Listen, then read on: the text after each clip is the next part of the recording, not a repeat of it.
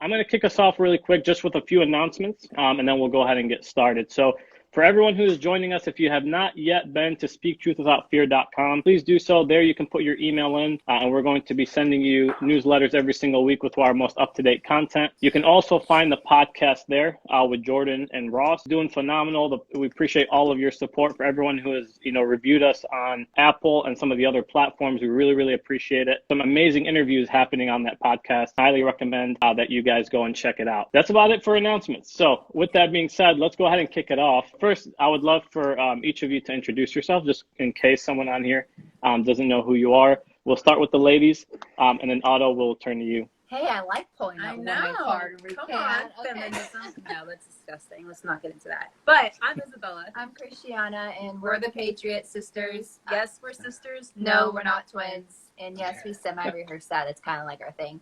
How long did that take you? How many times did you guys have to do that until it got to be really smooth? We just agreed what we would want to say, and it just kind of happens. It just happens most of the time. Yeah. That's really awesome. Yes, we're really sisters, but we started the Patriot Sisters almost a year ago, come June 21st. Mm-hmm. And really our heart was just ignite patriotism back into Gen Z. Right. I'm 22. I'm 20. So we're younger in the perspective of things. A lot of our generation is super lost, and our heart was just to ignite patriotism, speak the truth, especially during last summer, what was going on from a Christian perspective. Also while partnering with other generations, because if it's not for the perspective and wisdom of those that came before us, we couldn't do what we do today. We'd be screwed. We would be failing epically. Sure. So that's a bit about us. That's awesome. Nice to meet you, girls. And I commend you for, pursuing this at that age, as divided this world is right now. Yeah. So I appreciate you doing that. But yes, a little bit about me. I'm Otto Gomes. I am a crypto mentor. I also help with the abundance mindset and kind of embodying that. I'm just now finishing up a course. It's coming out in the next few weeks. Yeah, I'm excited to do this. I know I've already spoken to Ross there a bit, and it was amazing. We connected on many levels, and now I get to do it with you guys. So let's kick it off. We made eye contact. Our knuckles touched at one point. I was waiting for it. And it was Tractor beam sucked me right in. Somebody named the movie. Oh, Dumb and Dumber? Oh, yeah. I've watched it, but I don't remember that part. Oh, it's okay. That's that generational thing they were talking about. Exactly. Sorry. Yeah. What we'd like to kick it off first before we get into our topics, because we do have some amazing topics that we want to go over. But Ross is going to kick us off with a little bit of current events, what's currently happening to update everyone, and then we'll go ahead and get started with our first topic. Well, so the first thing I want to talk about today is the CDC calling an emergency meeting because of all the inflammation that's happening in hearts that they didn't expect after people get the COVID vaccine. So not real sure what you do with that for everybody that wants to keep saying, people just, I think, attempt to position themselves as close to Fauci's genitalia as possible. And then whenever he, fires anything, people just go, hey, look, and he is trustworthy looking. He really is. I think with the emails, with what everybody's starting to see, it's becoming difficult to keep the idea that everything was safe and for the betterment of society. I think the longer this plays out, the less power they're able to hang on to concerning the narrative that they've developed over the last year and a half, because the chickens are coming home to roost with this whole thing. I think in more than one or two areas, there's multiple doctors that are coming forward now. The woman who the black lady who originally came forward as one of the doctors that was using hydroxychloroquine has basically come back out, and it was like, what did I tell you? You owe me an apology. Joe Biden, you mocked me. You owe me an apology. For whatever reason, when this woman talks, you're just like, you're supposed to say sorry, guys. Like, she means it. Maybe it's because she's not an American, so you take her more seriously. This is not what is supposed to happen in a medical facility where you are supposed to be caring for patients. And you're just like, I'm in trouble. I'm not even doing anything wrong, but I feel like I'm a little bit in trouble. But so anyway, it's good. The seams are busting on this thing, and people are starting to open their eyes a little bit more to realize that it's not crazy to be skeptical of groups of people that control other groups of people to make sure they're doing it for your benefit. That was good. What's funny is that Dr. Stella so our dad had the thing back in March of last year, and that's the very thing that made him different in 6 hours, night and day. Like we were ivermectin or HCQ? I get a combo, as well as some B12 and zinc. And literally 12 hours, it went from stay away to he was making his own food, and he was pretty much fine. Did by any chance did his like taste and smell go away? No, just lost appetite, but he had full taste and smell, I think, right? I think he lost his taste like a Then little he bit was after, eventually. A Yeah. little bit after, but it Did wasn't. it come back pretty quickly after taking that or not? It took about a week or so, but he was back to normal. I got it, but I didn't take anything for it, and it took me like 2 months to get my taste and smell back. It was like 2 months. 2 months. Like I was literally putting my nose in like the rubbing alcohol bottle, like trying to like get myself to smell something and nothing. Do we know how long that lasted for most people? Was it 2 months? Because I know my parents was the same thing, 2 months. Yeah. I've heard everything in the book. I've heard just a couple days. I've heard like 3 months. Like, I've heard people say they still can't smell. It affects everybody differently. Some people like they'll get their smell back and then it'll end up just going away again. It's crazy. I survived it coming through our house twice, so like I feel like I'm super immune now. Yeah. Really, it's just really hard. Well, in more modern news, you are correct. Rand Paul tweeted about this, that he said that anybody that has actually come in contact with COVID and defeated it is now as good, if not better, at defending against COVID than somebody who's had COVID and had the vaccine. So you are just as good as everybody else, regardless of what they tried to tell everybody for the entire last year about how this would work. They were wrong. Who could have predicted that actually, once you acquire the virus, you have immunity towards it? Ladies and gentlemen, the human body has done it again. Sweet mother, I don't know how it keeps doing it. The truth comes out once again. I saw a meme and it was God coming out of the clouds going, oh, hey, or to the scientists and going, oh, hey, I totally forgot to do something with the immune system. So if you can take care of that, that'd be great. And it's like, wow. Our immune system is strong enough, guys. Yeah, we're gonna be okay.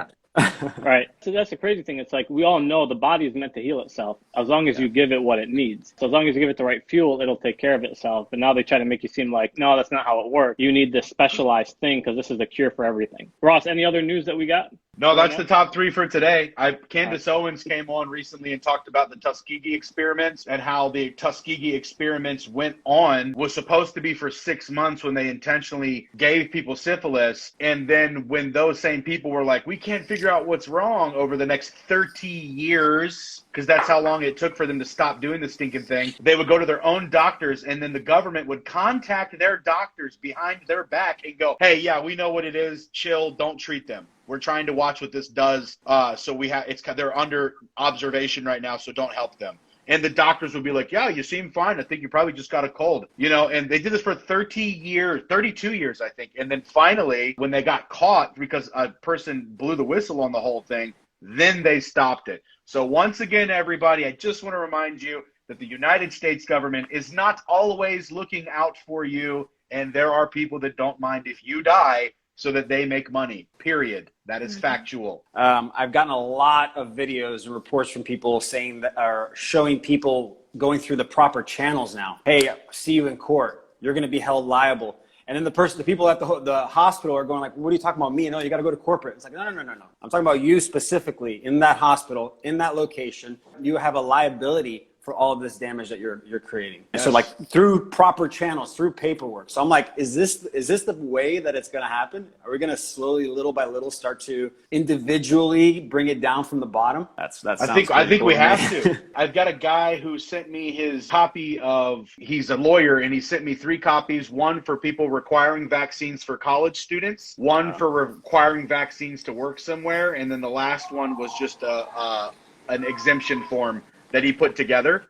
And so I'll try to get that up and ready to US, so maybe we can find a way to get it to everybody. Perfect. Well, good stuff, guys. Well, if that's it then for the current events, let's go ahead and move on to our first, because we got 3 really great topics, and I think they're going to take the majority of our time.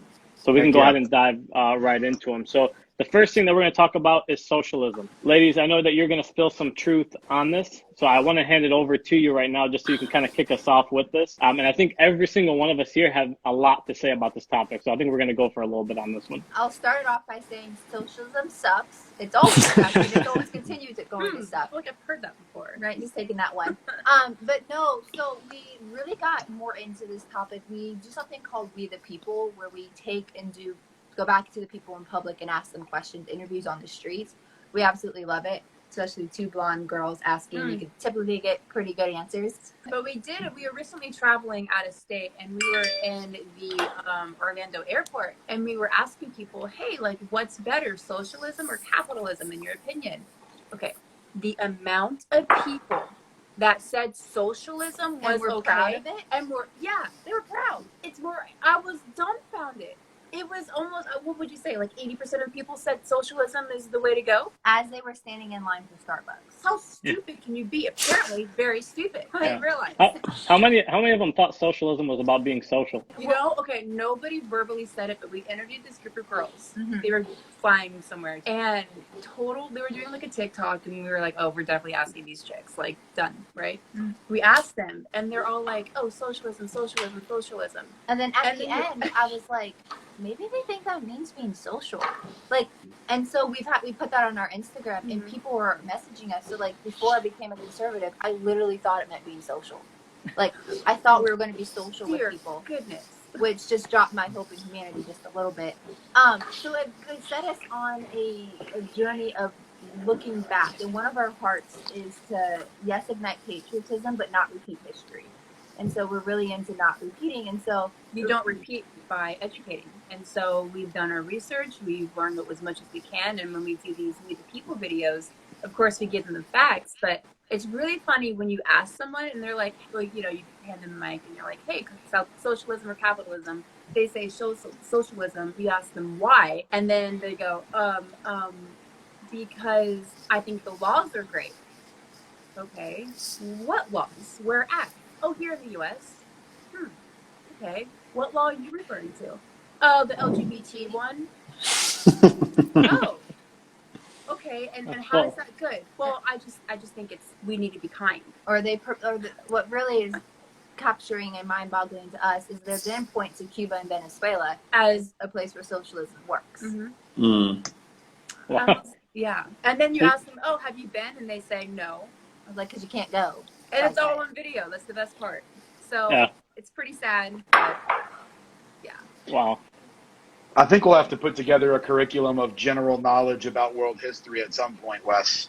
Yeah. For me, Right. too. I'm not a genius about world history. I just know enough to not like the things that Hitler was involved with or any of the mass genocidal regimes before him. Exactly. Which launched us into researching more where is socialism been tried. And where we feel in our country is that people say, hey, we have to hold the line before it gets bad. And that's great. And we need to do that. But we're taking a step further and saying, no, we've missed the opportunity to stop it. It's here. We're no longer in the era of waiting to stand up. We're now in the era of You better stand up. Yep. Then that, like, what? Say goodbye. Yeah. And You so no longer have the U.S. And one of the ways it started in this country is, if you look back even to Nazi Germany, what Hitler did is he tried to put healthcare, universal healthcare, into Germany, and that's what he did. But he did it while still allowing people to have it under the private sector. Mm-hmm. But he still controlled it, and that's exactly what Obama It's did masking it. with Obamacare. You had universal healthcare, and then you had, you can still have private, but we're going to put limits on it. And that's what happened. And it started with Obama, probably even beforehand. And people turned the other cheek because it was too uncomfortable for whatever reason. I just want to point out, it was a very triggering moment there for a lot of people, I bet, comparing Obama to Hitler. Probably Yeah. triggering. Yeah, we don't Hey. think he's that bad, everybody. It's okay. We're But not, I see what you're saying. we're not saying Obama is literally Hitler, okay, everybody? Yeah. Let's clarify. I can see how that can be distorted there. Yeah. Say Now something. Hillary? No, just kidding. Definitely But- not. Well, in that case. But the institutionalizing of it and controlling Yeah. people in every aspect of their lives is the same foundation. And that's something Yes. we are so passionate about. Like, the time is not the time is last year, and we chose not to stand up. So Like people say, like these Western European countries, like Switzerland and all of them, and they're like, oh well, look, they have socialism and it's working really well for them. So I want to make that clear for people that these countries don't actually have socialism. Capitalism was what actually makes them work, but they just give people more benefits through government by charging higher tax. So when anybody's ever thinking that hey, oh yeah, Switzerland is doing this well, some of these other, Denmark is doing this well, they're not doing this well. Capitalism, if it wasn't for the capitalist side of it, it would completely crumble because of the socialist aspect of it. And China's the same way. China's not that bad compared to 60 years ago, primarily because they've instituted some ideas of limited amounts of capitalism that have given the people something to strive for. that makes it not entirely unbearable to be there, from what I hear from some of the people that I know that have come from China. But I also think it's important to mention that these countries that enjoy these new social safety nets that they can have, those countries are not under existential threat to their actual borders and things like that right now. That's why Denmark and all these other countries have the ability to better themselves in these particular. Number one, they're significantly less racially diverse. That's the first thing. So that's one thing that's like not even a factor to them. Number two is the fact that they don't have to defend themselves because there is relative peace. Why is there peace? Because big boys that are at play, like the US, Russia, China, aren't able to go full throttle and do whatever they want because we keep each other in check to some degree. And even if it is better there, is society really better somewhere where it can't actually defend itself? And my answer to that is no, because their little nice experiment that everybody says is nicer than here would end if here didn't exist. What's happened in 2020 for me that I've realized is that the constant theme is that we've given away our power. You've given away your power of your health sovereignty, of your decisions to what to do with your body. We've given away our power of our financial system, right? We're in this centralized financial system. And then you can go down the list: medical system, educational system, political system. We've given away our power of our lives. Why, right? Why? We're the direction that we've been talking about this whole time, socialism. Go to that point where you've given away everything for somebody else to decide for you. It sucks because we're like, the whole point of this movement that I feel like we're all a part of in a little bit of ways, specifically in our ways, is sovereignty, is taking back that power. My body, my choice. Like, what I want to do with it is my choice. Taking back with crypto, taking back our financial freedom, our financial sovereignty, which then crypto is actually opening doors for taking back control of our data, of our identity. I mean, so many different layers of this world.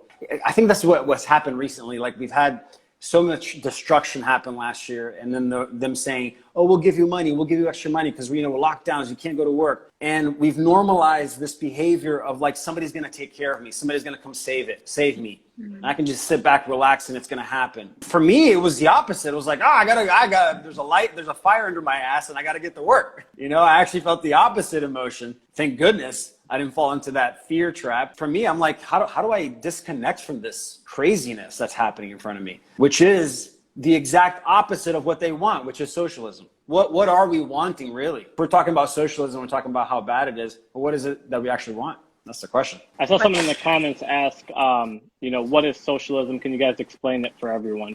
So socialism is an economic principle, if you want to call it that, to where essentially the government dictates, how much each person can essentially make and what they can do. Like, that's the oversimplified version of it. And so where it's like, you don't get to control, like Otto was saying, you don't actually get to control, right, your livelihood. They control it for you. They decide it for you. So when you're in a capitalist society, in a free market, you get to decide your own fate. I can go start a business. I can go deliver a need for the people. But in socialism, it tells you that the need comes from the government, right? So you have a need, the government is going to fulfill on that. In capitalism, you go out and you deliver what other people may need. And because of the free market and the competitive market, it allows you to be able to do that consistently and to continue get better quality in the marketplace because you're competing with other people. So people dictate the needs of themselves and other people and create products and services to allow people to take advantage of that. Where in a socialist society or a socialism, the government is the one that's going to do that. So you got the elitists, a small group of elitists that are deciding all of this for the people. And so the way that they do this, for everybody who's trying to figure out how they do this, is that's what Marxism basically is. Marxism is the glue or the transitional chain that has to go from capitalism to communism. There has to be something in between. And that in-between thing is the Marxist ideology and the socialist ideology, which is the people should own the means of production. We should control where everything goes. Well, so what happens? They go, we want control of it all. And then they have to elect somebody to be the arbiter of what happens at that next phase. So now you have all the control. Well, who's supposed to who's supposed to speak for what all the power that you just got and all the money that's going to be spent and all that? Well, it ends up being in the hands of one or two people, which is communism, which ends up being, in some cases, fascism. So that's why we're striving against that, because we do believe that power should be separated from different individuals, because that makes for a healthier society where nobody can become tyrants. Decentralization.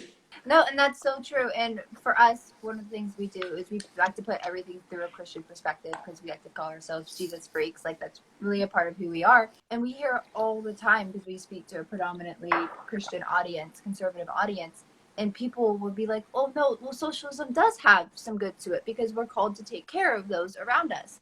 And the difference between the two is, we're called from a biblical perspective, yes, help the poor, help the needy, help those around us. But the Bible also says the poor will always be around you.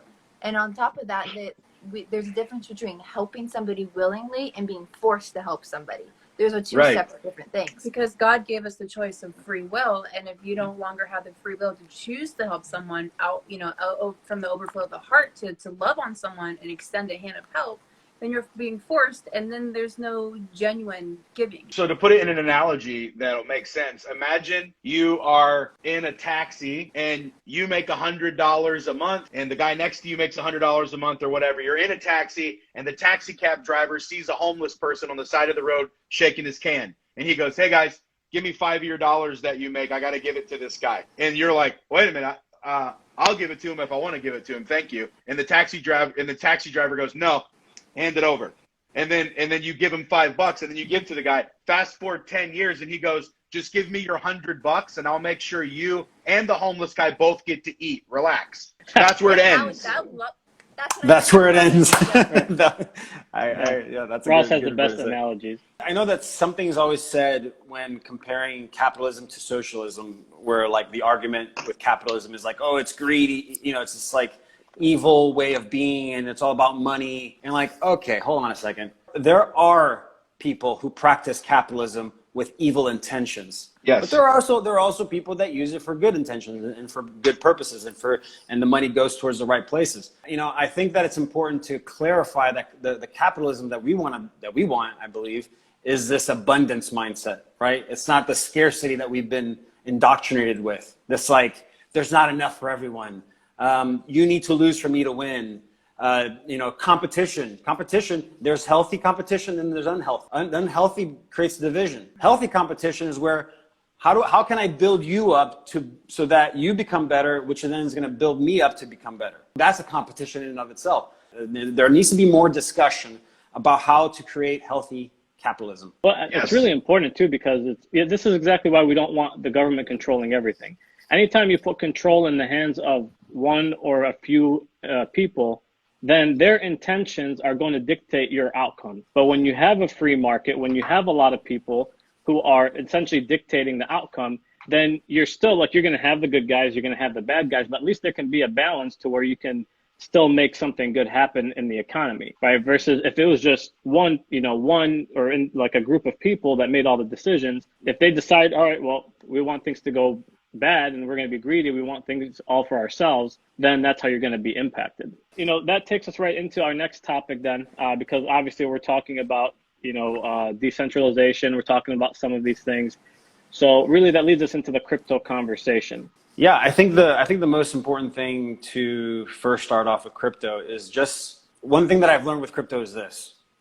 There's no one-stop shop for you to learn all about it, period. Right now, we're still kind of in the innovative stages. We're still creating, and nobody's really that worried about like creating like the educational places to where you learn how it works, why it's beneficial, just because we're innovating. It's just like in the beginning of the internet, you either had to know what was going on and become a part of it, or you had to wait until it was, normalized. It's the same thing with crypto. If you don't pursue that information yourself, really look for it in the different areas and take in everything without bias, let go of past belief systems about what you understand to be, the financial system, the educational system, the political system, all that. You got to let go of that to see what the potential is for this paradigm, for this new industry. So it does take some work in the beginning and connecting your own dots and determining your own path, because there is so much distortion. There's so much manipulation of information right now, because it is such a beautiful tool to get us away from the centralized banking system. So if we can kind of start like simply there, what is crypto? And then in your opinion, why is it better than like our normal fiat currency? So what is crypto, right? It's all based on this idea of blockchain. I think that's the most important layer. I can give you the layers of what it actually is. So the first layer, what it's all based off of, okay? It's not Bitcoin. A lot of people look at Bitcoin and they think of Bitcoin and they hear Bitcoin. It's not about Bitcoin. Bitcoin is one of 9,000 coins that exist, right? Think of it like a brand name, like Band-Aid. You know, like Band-Aid is for bandages. We just call it Band-Aid because that's the brand, but Bitcoin is the brand. So the first layer, the most important layer, is blockchain, or more specifically, cryptography. Okay, so cryptography, I'm sure you guys have heard of that, or if you haven't, I'll explain a little bit. It's, it just has to do with like writing information to encode or to hide information within a code. It's a way to code security, and so blockchain is a version of that. Blockchain is a newer version of cryptography. So when we go into the industry, it's called the crypto industry or the blockchain industry. So that's that first layer. What is that? Why is that valuable? First of all, it's public. So it's got this public ledger. That means that everybody can see, whenever you download the program, everybody can see all the transactions in the network happening at that same time. That creates security because it's all public. Everybody can see it. And so the network, it validates the transactions through those points. The second thing is decentralized. Decentralization is comparable to this, for example. Like we're using Instagram. We're all going through a central server, through Instagram's central server to connect to each other. At any moment, because they have all the power, they can shut us down, they can censor us, they can lock us out, whatever. With decentralization, nobody has that ability. Somebody has to have at least 51% of the processing power to modify it, to make a change in the code. So that decentralization is super, super important for just sovereignty, right, in general. It's self-governing. That means that the protocol decides at any given moment, based on a bunch of variables, how much of that crypto, which crypto, by the way, what we call it, is the reward that's giving out by the protocol, this formula. And I'm gonna go really quick into that. What is that formula, that protocol? Well, whenever you sit down on your computer, you download this formula, which is a wallet usually, and it comes with a math formula and all the transactions in the public ledger. So that formula, your computer is processing that formula to try to solve it, to then get a reward out of that system. So that's the rewards that's built into the system. And that's called mining. That's what we call it in the industry. It's just like offering up your processing power and then getting a reward for allowing them to use, for the system, the protocol, to use your hardware. Based on certain variables, like how many people are in there offering up their processing power, how much, and everything. Every protocol has a built-in scarcity model, right? So like instead of being inflationary, it can be deflationary. Instead of being infinite amount, like you can make as many as you want, you can have a finite amount. So all these things are built in. So based on all these variables, it governs itself to determine how much of that reward gets minted out or not. Very different than the system we have now, because it's centralized banking system where the Federal Reserve decides, which is a private entity, decides willy-nilly based on their own variables how much they want to print out at any given moment. Okay, I'll give you an analogy. Okay, there's an analogy that I give. It's very simple. Think of a cave. Okay, you walk into a gold mine. It's a gold mine. You did the homework. It's a cave with gold in it. You know gold is in there. So you walk in there with your shovel and you start shoveling for gold. Boom, you find a piece of gold. And then you shovel some more and you find more gold. And you're finding more gold. And you're like, man, there's a lot of gold in here. This is amazing. First things first. As soon as you walked into the cave and you started shoveling for gold, naturally happened, the cave made it a little more difficult for you to find gold, naturally, because you already found one. So there's now less of that amount of gold in that cave. And because you're in there giving up that power, it's rewarding you. It's like, hey, I want you to find the gold. But naturally, I have to adjust. I have to make sure that there's enough for everyone. So now, because you're finding so much gold, you tell your friends. And you want to tell your friends because they can benefit just as much as you can. It's abundant. There's enough there for everyone. So you call in your friends, they come in with their shovels, all their friends come in with their shovels. So now there's like 20, 30 people in there. Now, every time somebody new came in, the cave naturally adjusted itself. Because there's more people in there, the difficulty of finding gold went up. So now it's harder. and the amount of gold per person, per individual goes down because now it's harder for the individual to find the gold unless they come in with, you know, they're a big machine or like a big big backhoe to like dig a lot of dirt at once. So that's essentially what a blockchain is.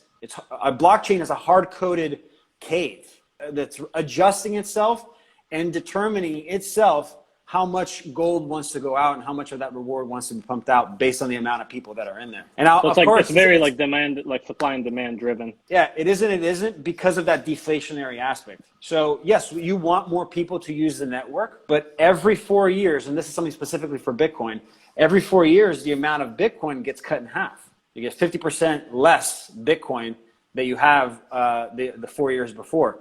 So as time moves forward, nobody can stop this, right? You have this moving train. Nobody can stop it.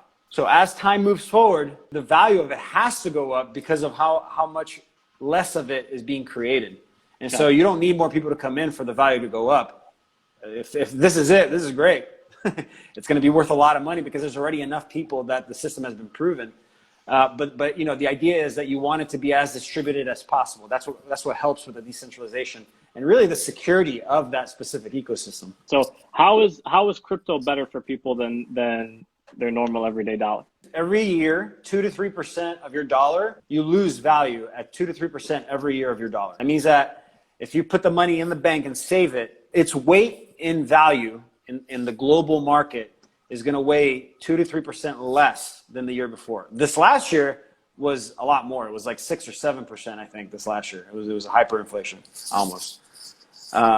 So you're losing value every year that you save your dollar. So if first things first, don't save. Either spend it, literally spend your money, or reinvest. Obviously, you want to reinvest. You want your money to work for you. So that's definitely going to be the best way forward. Now, what's the difference between the two, really? Well, first of all, one is only a currency. The dollar is just a currency. Now, is it, you know, for a long time, we've been indoctrinated to say cash is king. But we've never really been told that property is much more than that, especially because when you take the inflation into account, just property in general, like houses, right, real estate, is so much better than fiat in and of itself. Crypto is property on steroids. So crypto is like, think of crypto as like a combination of everything.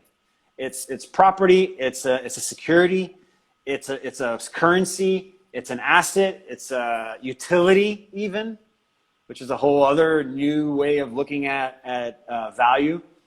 So crypto is this doorway to really disrupt every layer of what we understand in this reality, of what we see in this reality. So it's really like this new way of transacting, new way of being. You know, I think I read somewhere that it's something like 80 to 90% of the world currency is digital anyway. You know, you have a very little amount in circulation of actual dollars. So it wouldn't be a hard transition to go into that specific type of ecosystem. The problem that we're having now is like, which one is going to win? Which one is actually going to win the race, you know, the long-term race? Right, because there's all these different types of them.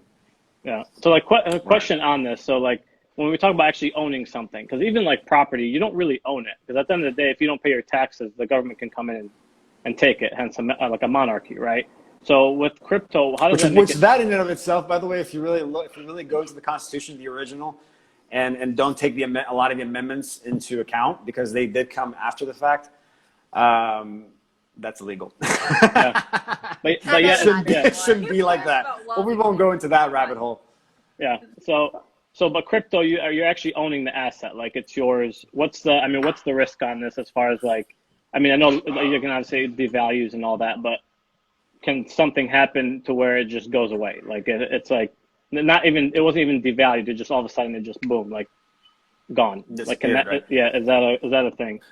No, and that's actually a huge difference in owning a physical asset as opposed to a digital asset. You know, I always tell people think of crypto as like a digital physical, because even though it's all digital, because of the way it's been set up and it's been created, it's a physical because internet is everywhere, right? We have connection to the internet no matter where we go. People say, well, what if the internet goes away? Well, I think that's highly unlikely. There's hundreds of thousands of miles of hard cable, right? This fiber cable that's around the world that connects us, and and most of it is underground. So I don't know. To me, it's like if the internet goes down, we have much bigger problems. Right, First of all. So this is where it being decentralized is a lot safer as well. Exactly. Yeah. The decentralization makes a huge difference because now you have all these different nodes, these different parts of the network that support it. And so if one part goes down, then the other part supports it. Gotcha. I Okay. have a question. Cool. Man, Yeah. go for ahead. it. She raises her hand. I have a question. Okay, so crypto is made up of, correct me if I'm wrong, made up of a form of blockchains that are linked together to make up the cryptocurrency, right? Which the blockchain is I listened to her aunt a little bit. The blockchain is made up of basically you can't crack the code to the blockchain because you have to have 51% of it to crack it. It's impossible.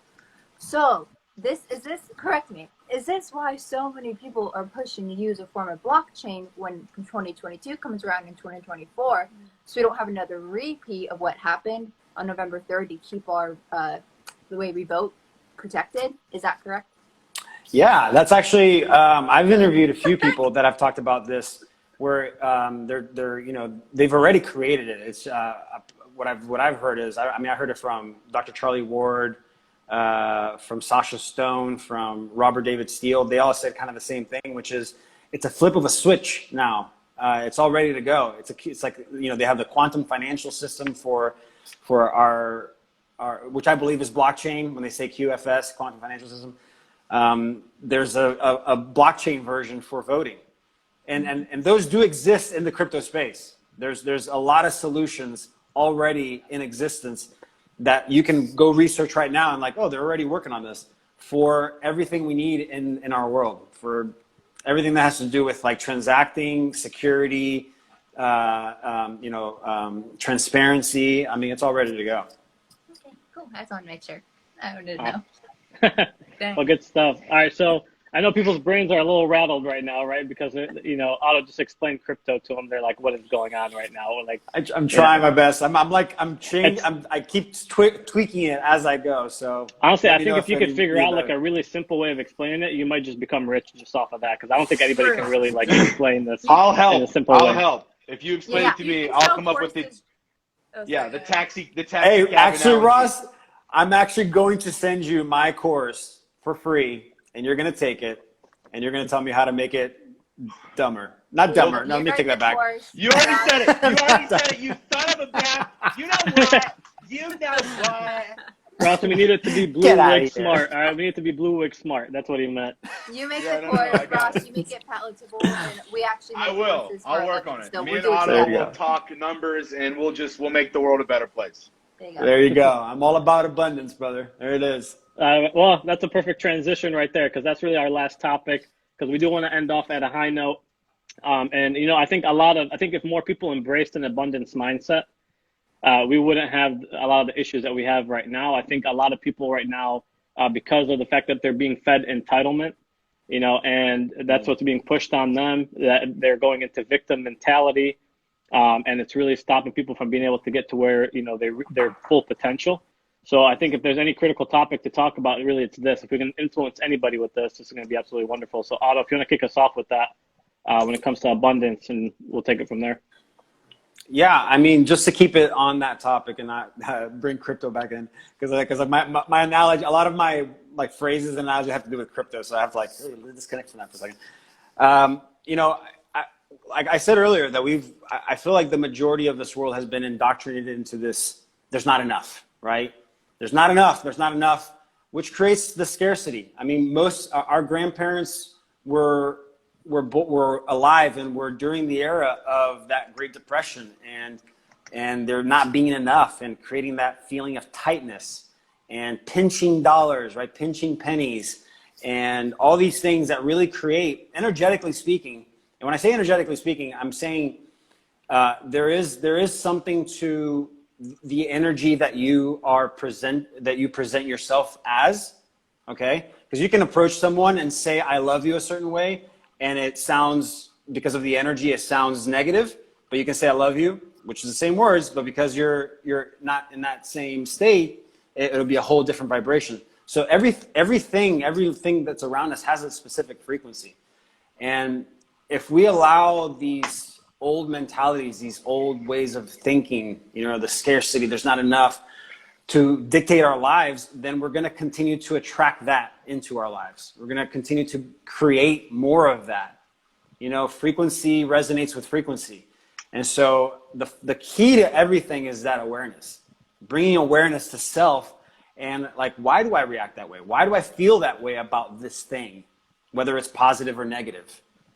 And how we feel about money specifically. Okay, money, it has its own vibration. It has its own frequency. It has its own specific feeling that goes with it. So if you have a bad relationship with it, if you have this tense, negative view of it and perspective of it, then it's going to give it right back to you. It's going to go, oh, I don't want you either. You think I'm evil? I think you're evil. And it does. It creates this reverb effect, which I've heard plenty of people say, why does this keep happening to me? Why does things never work out? And it really is this, like, what's the practice? What are you practicing on a daily basis? Whatever you practice, whatever thought you have, whatever emotion you have, whatever action you're doing, you're going to become a master at that. And the universe will give you an abundance of it, of whatever that is. How much of becoming aware? Absolutely. How much of that is dictated by someone's childhood? Like, how much does that stem from someone's childhood? Yeah, I would say more than 90%, the majority. We through the ages of born to 7 or 8 years old, your brain is in theta state.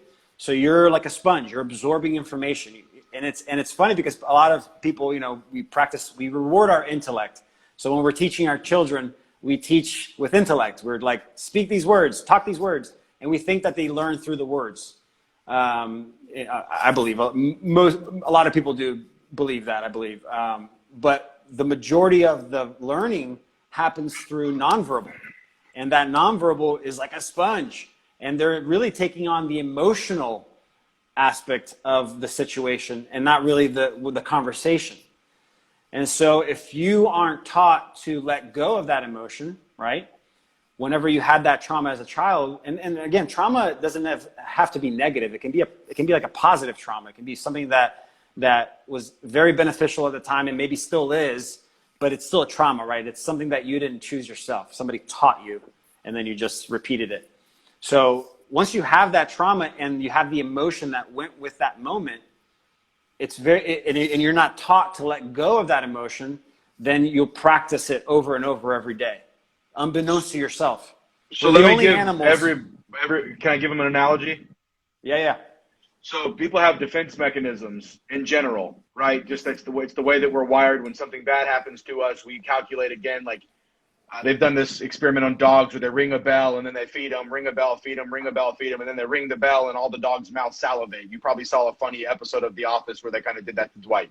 So it's very similar in your life when you grow up. If you're used to getting affection and things like that because you perform well or you obey your parents well, and that's when they go, oh, thank God you're not causing any problems. Your brain down deep in you now goes, I have to perform in order to be valued. And so you get into your first romantic relationship and you're late to the date and you apologize for 45 minutes and don't forget about the fact that you were late to the date for a week. Whereas it should be, oh, I'm so sorry I'm late to that. Anyway, how's it going? But you're still carrying those defense mechanism vibes from when you were 6 years old and realized that your dad was saying, hurry the hell up, we got to get to church on time, type of thing. So you carry those defense mechanisms around. And if you never deal with the wounds that happen to you while you grow up, which most people don't, then you end up still staying in the defensive posture. And what's interesting when he's talking about giving out and getting back in, if you guys have seen A Knight's Tale with Heath Ledger, right? Or any of these old-fashioned knights battling moments where there's a shield and a sword and the helmet. Well, when they're fighting and one of their shields breaks and they throw it to the side, what does the other knight do out of respect? He throws it to the side, right? He throws his own shield to the side because vulnerability begets vulnerability in return. It's the same thing in relationships, but when you're defensively oriented all of the time, you don't get the same thing back. So the same thing happens in your businesses and your expectations for relationships, romantic or otherwise. And it plays this role where you're always going, I got to make sure. I call it being an orphan spirit. You know, it's what I call it, because it's like you never believe that anybody's going to take care of you.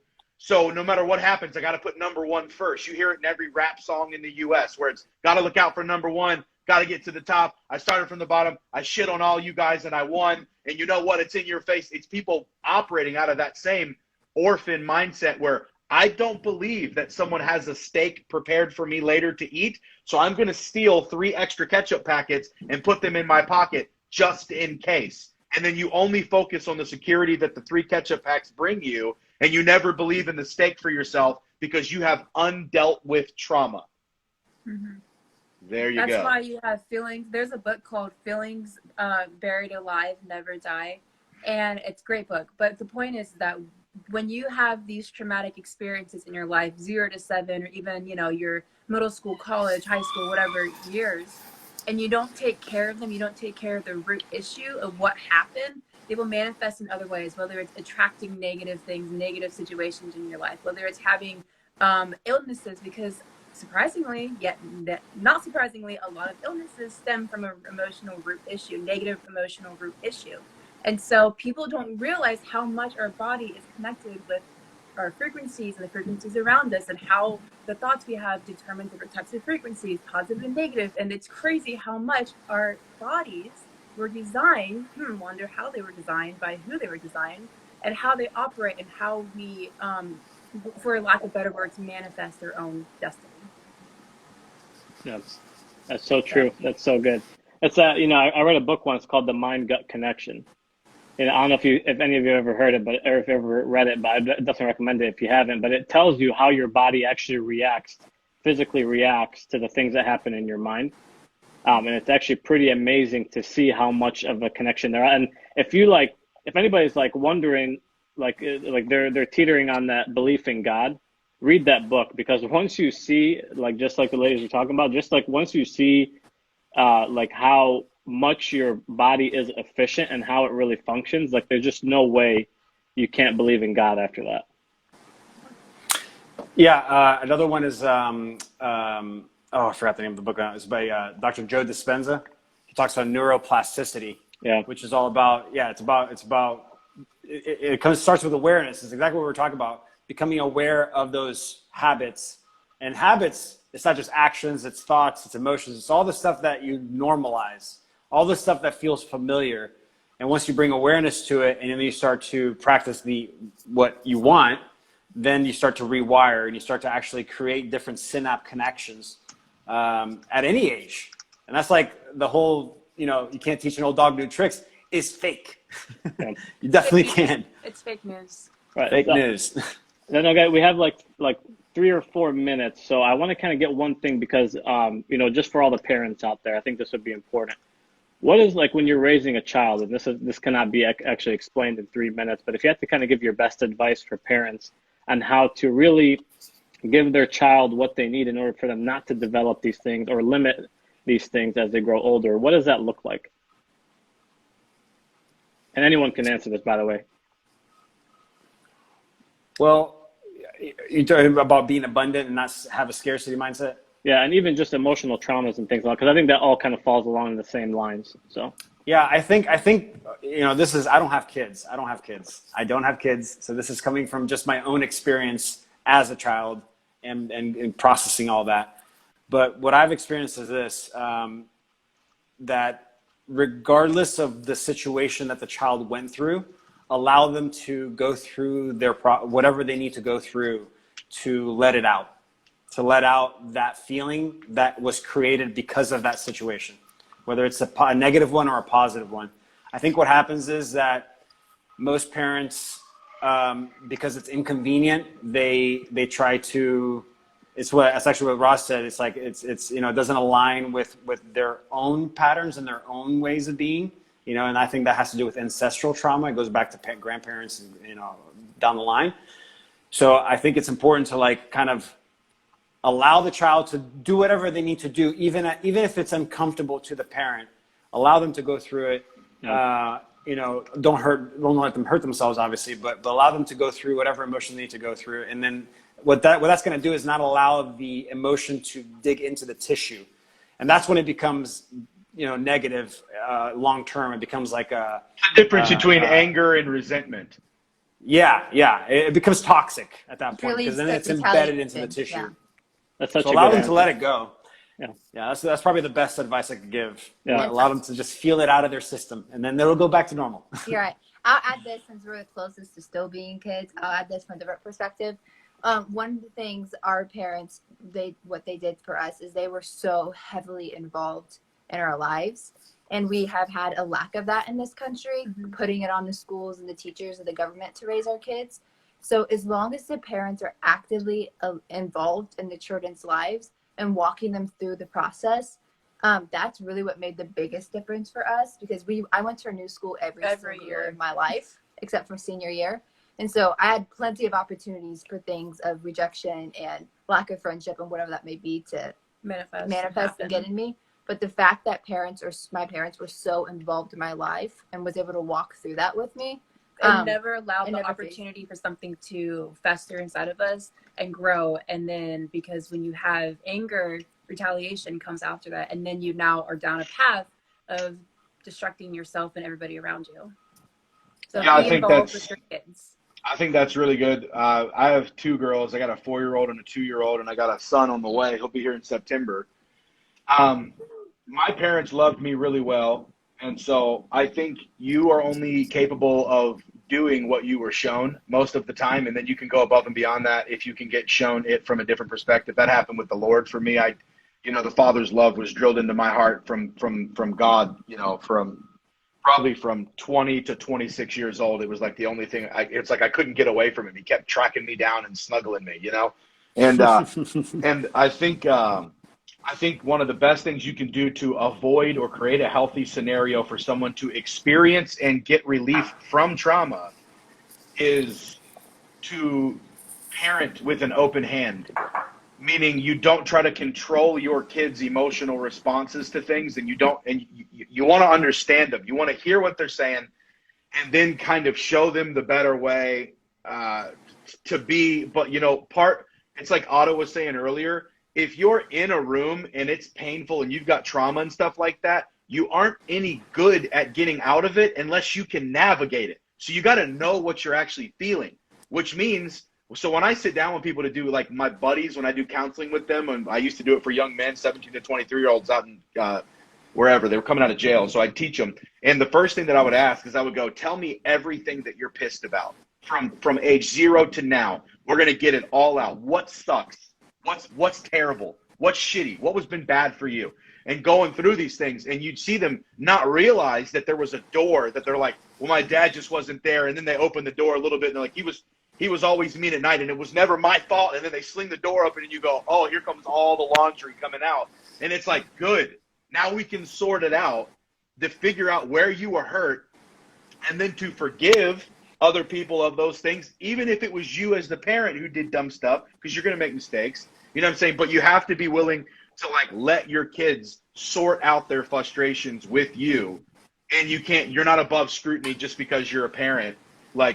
If anything, it helps them respect you more if you go, I make mistakes. I don't want to. So help me feel out what you're feeling, But I think that's my best advice for now. I've only been doing it for 4 years, but that was good advice. Yeah, I'm sure you're doing a great job at it, Russ. All right, so guys, we need to obviously end off here. I do want to end with final thoughts.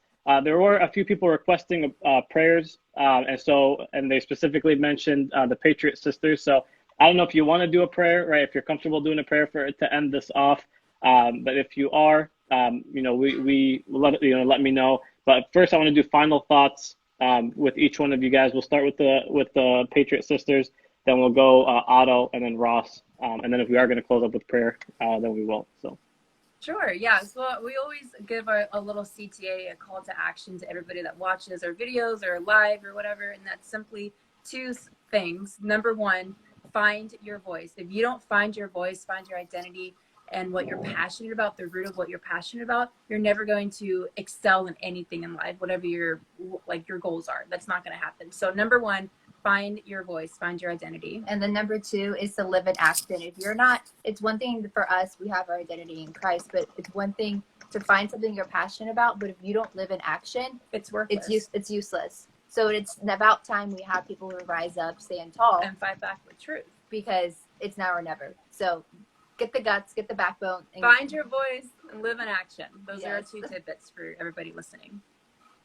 Did you guys practice that? We actually we do end every. we do end every a lot video. of videos with that. That's our CTA. That's for our main point. general, So yeah. I wish I had a good little catchphrase like that myself now that I could just give here at the end. it's all the But- years of Marketing, pageants. pageants. Oh, there it is. And we do now, like outside of the Patriot Sisters, we build courses for people. So we do a lot of Oh, that's awesome. thinking of coaching and all that. So there you go. Well, thank you guys for letting me be here. I really appreciate it. If I can leave one piece of advice, I think it's time we start to come into our bodies, start to use discernment. It's time we start taking back our power, taking back our sovereignty, our decision making. I think we've gone too long kind of like letting things be and just doing the robotic programming that we've grown up around and doing our nine to fives. I think it's time for us to really find the things that bring us joy, that bring us happiness, pursue it, be successful at it, and share it. Love it. And you Yeah. use crypto doing that. Sure. Yeah. I don't have anything to say. God bless you guys. I'm glad y'all got to come on. Nice to meet you, Patriot Sisters. Otto, nice to hang with you again and get a little more in depth. I messaged you a second ago. But yeah, I mean, the thing I think is that the best is yet to come because we still dictate everything. We, the people in this country, still have the majority, even though it looks like it's a minority. We don't. It's not. We're the majority. And we can be significantly louder than everybody else if we decide to be. So let's decide to be. Let's be kind and love everybody as we decide to be. But we have to dominate the next 4 years and become rowdy and become very, very confrontational in a healthy way. But it's time to win this joker.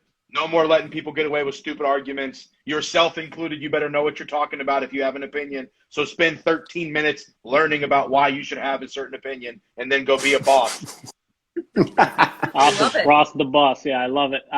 Guys, before we end off here, there's a little like arrow right there that you can click on. Click on that. Follow each one of them, the Patriot Sisters, Otto, and Ross. It's really quick. You just click. And then Patriot Sisters, are you comfortable doing a prayer for us before we end off? Okay, so really quick then, before we get to our prayer, guys, speaktruthwithoutfear.com. Put in your email. We're going to send you weekly newsletters with our newest content. Podcast is out. It's doing phenomenal. We have amazing guests on there. So make sure to please check that out after we hop off here. Patriot Sisters, take us away, please. Awesome. All right, so God, I thank you for this divine appointment of allowing the 5 of us to be on here together, God, but allowing everybody else who's watching. And I just ask even tonight that anybody who has that bumbling in their heart or the Holy Spirit's nudging them, God, I ask that you would give them the voice and you would give them the wisdom and the discernment on what to speak up on, and then the boldness that just like you, God, you are, the boldness of a lion to speak up and to speak out on truth and whatever they decide. God, I thank you so much for the courage that you've given us to rise up, stand tall, and fight back with truth, Father. God, I thank you so much, Lord. I ask that they would just be just heavenly wisdom operating through everybody listening right now in their workplace, their home, their school, their community, everywhere that they set their hand to, or that the Holy Spirit would just come in and it would just wreck everything in a most positive, amazing, beautiful way, Lord, and that they would be divine appointments in their grocery stores, in their churches, in their schools, in their communities, where they just have these conversations that just randomly happen with strangers, Father, that they get to speak truth and just the word of God and the politics, or what the heart of the Father is, that they would be able to speak it out in a confident boldness way. Lord, I thank you that there is a redemption coming to America and that we will be redeemed and paid back sevenfold for all that we were lost as Americans, as kids of you, Father, and that there is going to be a full come circle of 180, Lord, and that you have not turned your back on America, that God bless this country. You have been here from the beginning of time and you are not leaving. You are here right now, and that there is full redemption coming to us. In Jesus' name, amen. Amen. Amen. That was beautiful. Thank you so much. Thank you so much. All right, everyone. Thank you all for being on. Patriot Sisters, Otto, Ross, as always, thank you guys so much. We appreciate you being here. God bless. We'll see you all soon.